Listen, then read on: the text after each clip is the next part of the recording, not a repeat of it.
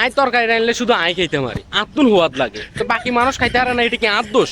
আয় কিচ্ছি হ্যাঁ, আয় তরকারি রানলে হয়তো একখানা অলিভ বেশি যাবো না একখানা মরিচের গুঁড়া দুগে বেশি যাবো, তো এটা কি আর দোষ? মরিচের গুঁড়া দুগে বেশি হলে একখানা হেড জ্বলে আর কি, তো এটা কি আর দোষ? আনের হেডে সহ্য হয় না, আর লবণ হয়তো একটু বেশি যাবে, এটা কি আর দোষ?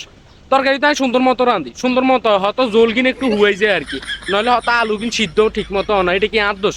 তারপরেও তো রাঁধতে পারি হারি নে, কত কষ্ট করি তরকারি রাঁধে আলু কাটি, তারপর কিন্তু আলুর মধ্যে একটু চামড়া থাই যায়, আলুর চামড়া থাকলে কিন্তু ভিটামিন, আলুর দাম বেশি, সমস্যা নেই।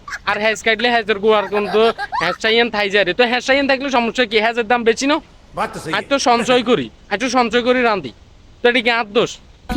আপনারা রুমে কেউ খাইতে না রান্না, এটা কি আর দোষ?